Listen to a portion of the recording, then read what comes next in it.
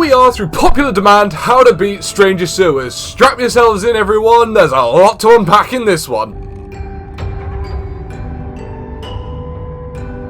As always, with my guides, this will teach you how to beat it on easy mode, not S rank, but tips and tricks to beat it on S rank are included. Right, into the level basics.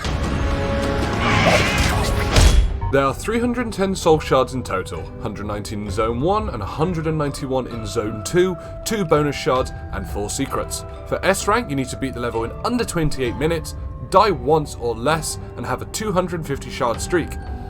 It's not fun. For this level, you will be given the Telepathy ability. This allows you to see enemies through walls.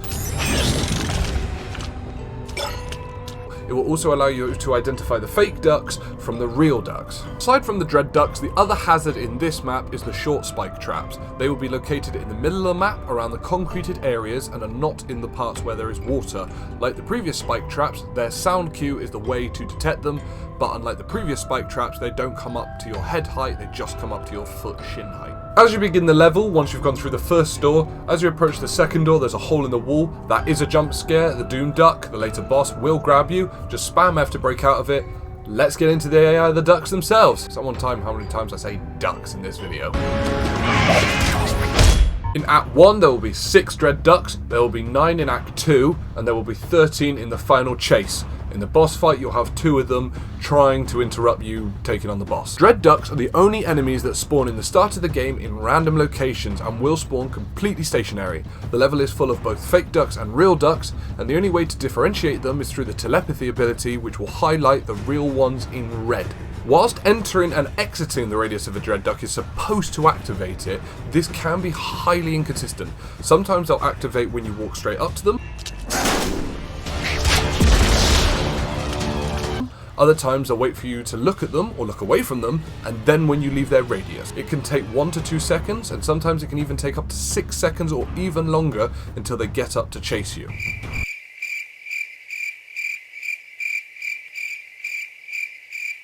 However, these little ducks are not as big a threat as you'd think. The dread ducks have an interesting ability, which is essentially an interior mouth that will launch out at them and latch onto you to stun you. Once they do this, they will perform a little dance while you are stunned, and you have to break out of it before they come up to you to kill you. However, this is also a bit of a crux for them, because they can't kill you until that ability has been used up. And that ability resets once you either exit a certain proximity from them, or are away from them from a certain period of time before they catch back up to you.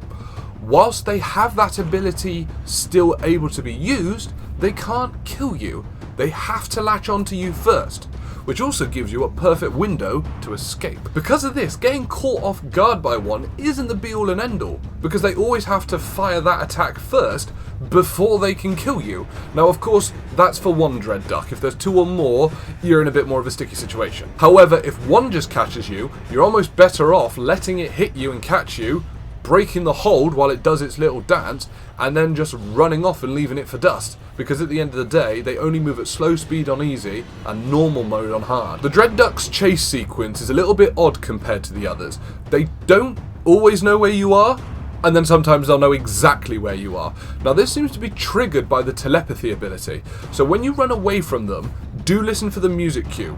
However, sometimes they will still be chasing you, so keep an eye out for that. Now, I can't find a direct reason why they continue to chase you, but it does seem to involve around the Telepathy ability, so if you have seen them through a wall, not just in person, but if you can see them through a wall, because there seems to be a certain amount of time for them to not be seen before they reset and despawn somewhere in the map, they will continue to hunt you down until that time's elapsed. So once you escape one, you're better off not activating your telepathy, just get out of there, get where you think there is no ducks, and allow them to reset. Once you escape them, they will move and spawn in a completely brand new location, stationary, looking like any other regular duck. Sometimes when walking around the map, you will occasionally hear them moving or shuffling around, which is them moving themselves to a new spawn point in the map. the red shard does reveal them in both a stationary position as well as a chasing you position. Top tip for this map that may seem counterintuitive is do not use teleport. Now at first you may be thinking, well, why? Well, put it this way, the dread ducks are far more lethal once they've used that initial grab attack. And the reason why is this is now when they're in the phase to kill you. They essentially become a murder monkey. However, if they have that grab attack, they can't kill you, they have to hit you first and do their little dance. Teleport can make them not hit you with that attack. Okay, so if you're one-on-one with one and he does manage to grab you, break it and go. If you are one-on-one with one, don't teleport round him or through him, because as soon as he misses that attack, he's still going to come after you, except now kill mode is activated. Onto the map itself. The map itself is very easy to navigate. It is symmetrical either side, so it's not too difficult to get lost.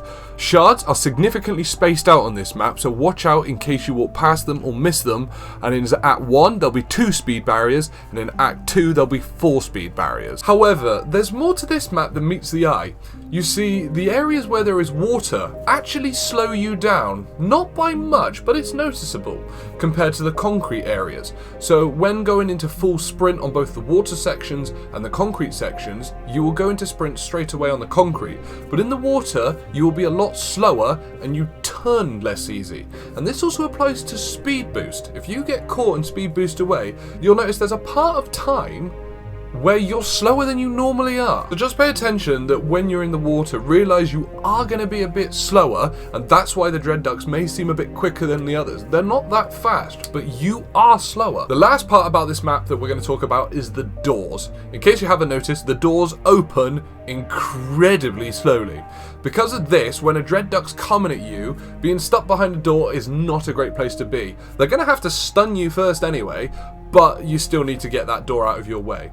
So the best thing to do is, as soon as possible, open all the doors to the map. This brings us on how to beat Act 1, and it's quite simple. As soon as you enter the level, open up the 3 middle doors and just clear out the center of the map in the concrete section. As you go around the middle, open every door to the outside layers. This is going to help prevent you getting trapped by the dread ducks, and in case they come after you, you can just run for the middle of the map and escape any direction.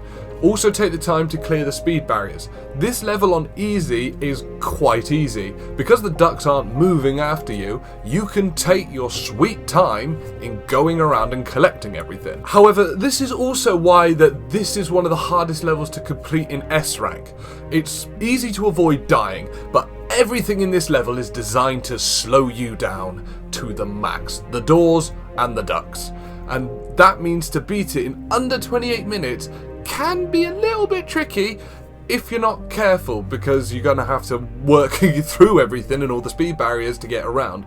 But it is doable. Right, on to Act 2. As you move into the zone where the altar is held, in a big red room filled with empty and dead ducks, just be careful with the spike traps on the floor as you enter. If you rush through the door, they can catch you out. Act 2 is now a little darker than Act 1, with some flickering lights and a bit more of a somber tone. Not that it was exactly cheery to begin with. Act 2 is a lot bigger than Act 1, with 3 very large chambers existing. Be cautious when in these large rooms, as the spike traps do sit between columns that you have to go over.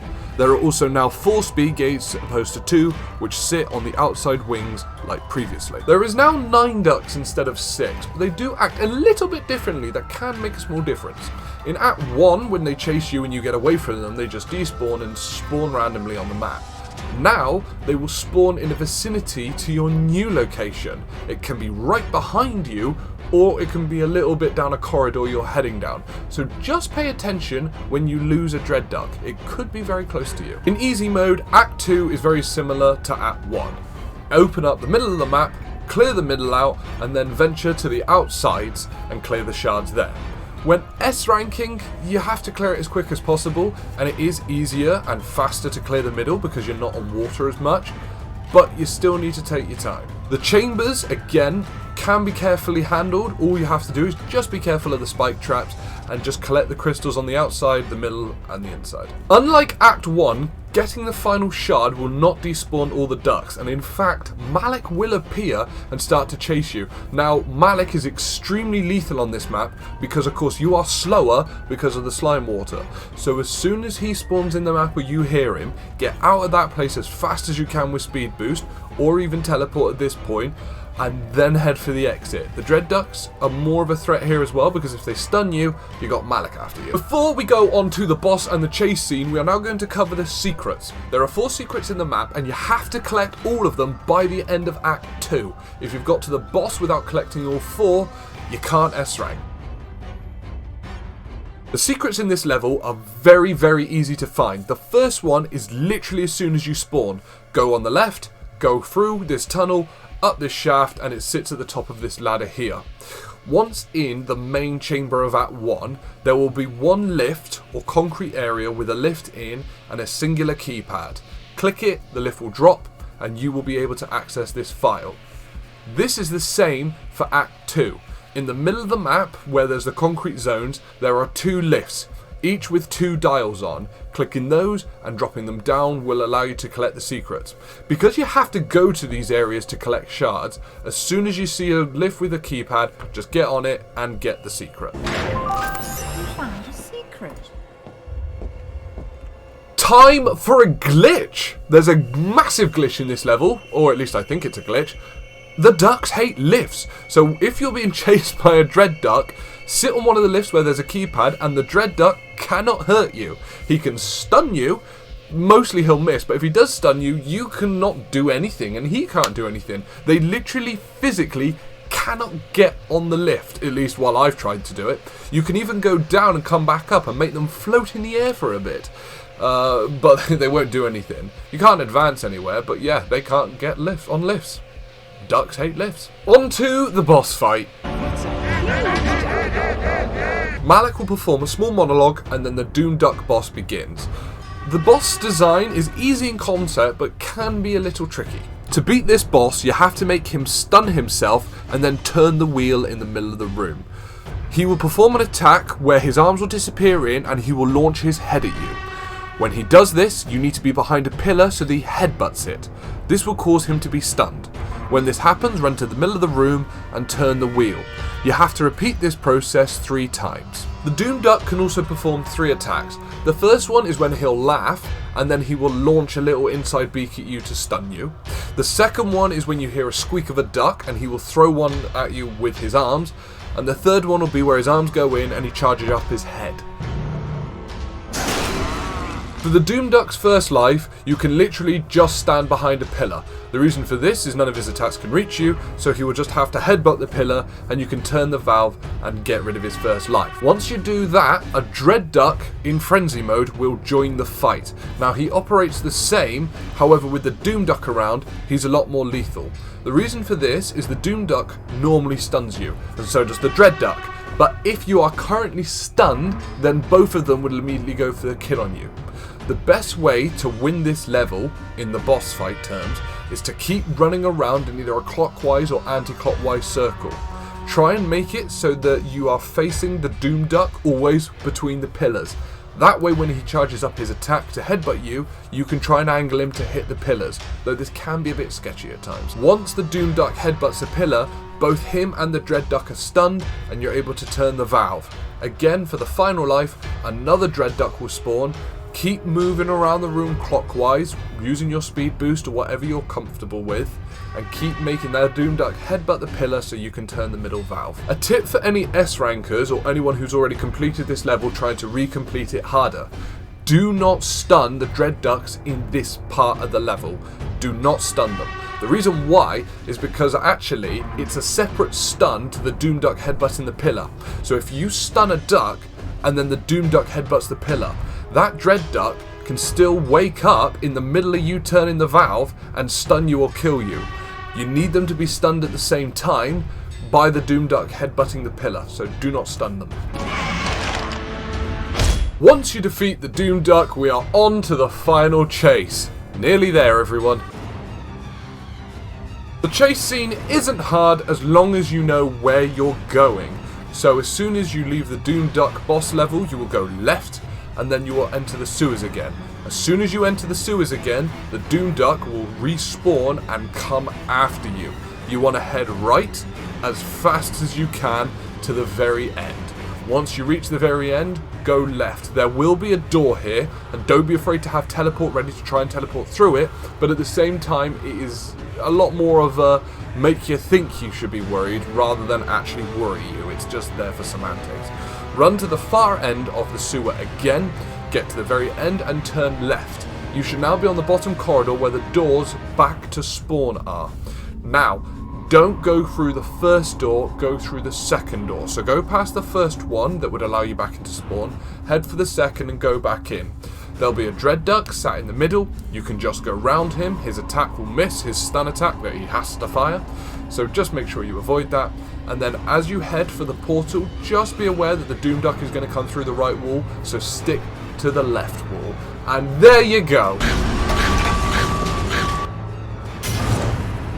You have done it! You have beat Stranger Sewers, hopefully in S rank with this video. Don't forget to hit like and subscribe. If you want more videos like this one, please let me know. I'm a bit of a loss at the moment with the channel, trying some Brawlhalla, some Terraria and Minecraft because I love those games. But also I have had a heavy request for this from you guys, so I wanted to make sure you got it. See you in the next one.